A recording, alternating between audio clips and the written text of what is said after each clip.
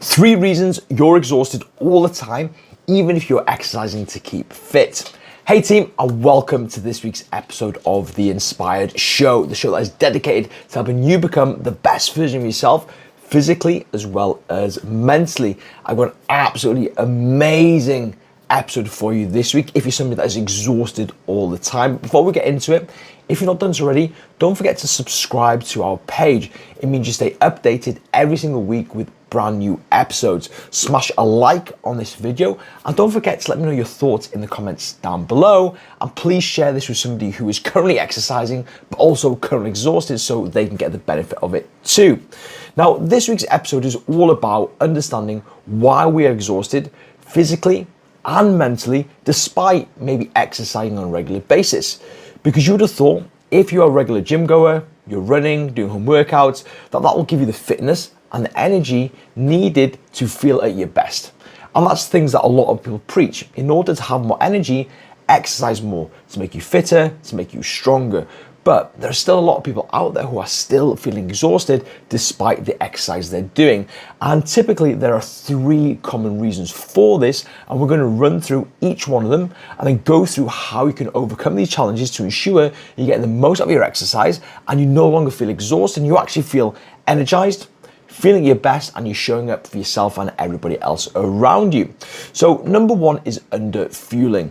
This is something that I see so many people struggling with because a lot of the time people are exercising quite a bit also have fat loss and weight loss goals as well, which means they are constantly on a diet. So when they are dieting, they're actually underfueling. They're not looking at food as its primary source, which is for fuel. That is what food is for. So when you end up under eating, what ends up happening is you have this lack of energy. This lack of energy leads into everyday life where you're feeling tired, you're feeling fatigued, you're low on productivity, and it's having a massive impact, as well as not allowing you to recover from your workouts either, which means workouts become a slog, they become a bit of a chore, and we don't really look forward to them. So what is the solution to underfueling, but also facilitating our fat loss goals as well? Well, what we need to understand is when it comes to losing weight and fat loss, we've got to create a calorie deficit, that's true. However, the calorie deficit we create doesn't have to be as big as many of us believe.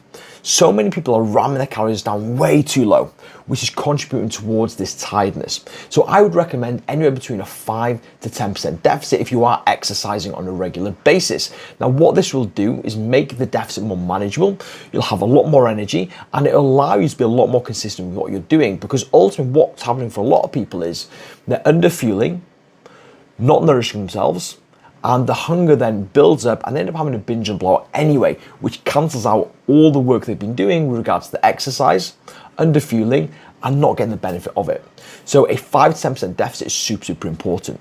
Now, when it comes to the timing of your food, this can be super important as well, especially if you are exercising on a regular basis. So I would definitely be prioritizing carbohydrates in and around our workouts.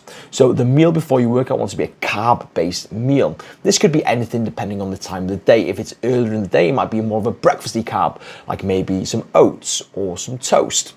If it's later on in the day, it might be more of a meal type carb, rice, wrap, pasta, and maybe pair that with a tiny bit of protein as well. And then same for after your workouts. You want to be getting some carbohydrates in after your workouts because carbohydrates are your body's primary fuel source. So even if you have fat loss goals, timing these carbohydrates on your workouts is going to allow you to feel more energized for your workouts, whilst also helping you fuel your workouts and then aiding the recovery process after your workouts as well. And it's also important to know when it comes to the fueling side of things, if you do have fat loss goals, do it in blocks. I always recommend blocks of 8 to 12 weeks and then having a break at maintenance to allow yourself a bit of a rejuvenation mentally, physically, emotionally, and hormonally as well. And once you get to a place where you're happy with your body fat levels, don't try and stay in that deficit. Bring yourself back up to maintenance, because that is super important. We shouldn't be in a calorie deficit forever because it's a very stressful place for our body.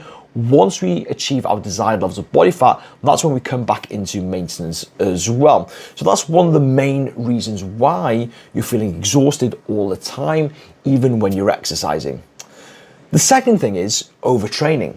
I see so many people making the mistake of going into the sessions and always doing hard sessions day in, day out. Now, when you're doing hard sessions and underfueling, what's going to happen is it's going to leave you feeling fatigued because you're pushing the envelope too much. This is usually if you're doing a lot of high intensity work, so a lot of sprints, a lot of circuits, loads of heavy weightlifting sessions, and you're not taking enough rest days, or you're not cycling your workouts between hard workouts, medium intensity workouts, and easy workouts as well. Now, obviously, depending on what your end goal is with regards to your fitness, you do want to be looking at some lower intensity sessions to allow you to build up on your aerobic base, improve things like flexibility, mobility, but also ensuring you're having rest and active recovery days as well. Because if you're always going hard, you're not allowing your body time to recover. Because it's when you rest and have active rest days, it's when the body grows stronger. It's when it builds fitness and it builds strength. So look at your training program and ask yourself, am I going too hard too often? Because if that's the case, some better structured sessions will do you the world of good.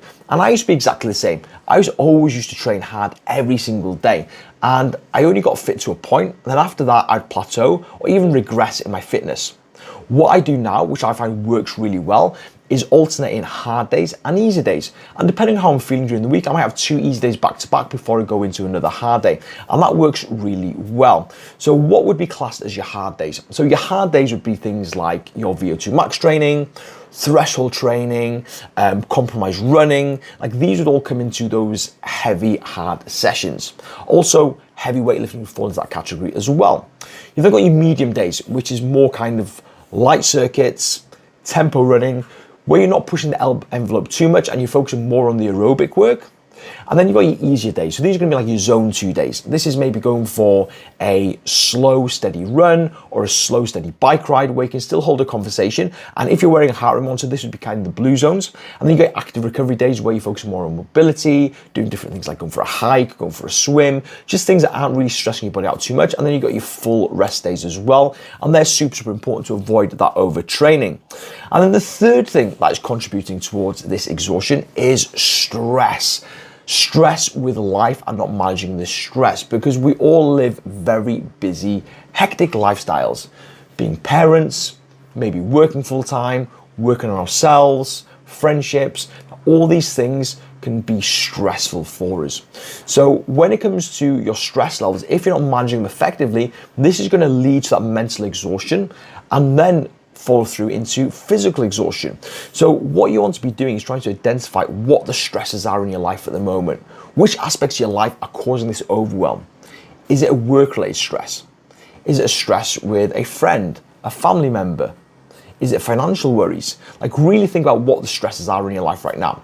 And then look at these individual stresses and ask yourself, like, what can I do to eliminate these stresses? So for example, if it's a workplace stress, is it a communication issue? Maybe it's an issue around training. Maybe you need more support. So maybe speaking to the relevant people in your workplace and give you that support, give you that training, and help reduce that stress and overwhelm. If it's a stress around a certain person, is it maybe having that honest, open conversation with that person? Maybe building in better boundaries? Because unless we start addressing these stressful situations, they're going to keep draining us physically as well as mentally. We also want to look at different ways of coping with our stress as well, because for a lot of people, we have unhealthy ways of coping with our stress, which again can lead to even more tiredness. If you're using alcohol or an overconsumption of food, that is going to drain us massively as well. So one thing that I like to do with my clients is create what we call a self-care menu. This is where you can pick things off your menu to make you feel better, to unwind, to de-stress. So it could be things like reading a book, speaking to a friend, going for a walk, having a massage, just things that you can pick as and when you need to help you reduce that stress and overwhelm.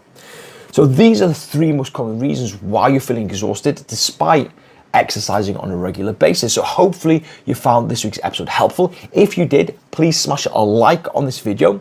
Let me know any big takeaways in the comments. And as always, don't forget to share it with somebody who may benefit as well. But guys, thank you so much for taking time to join in, and I'll see you again next week.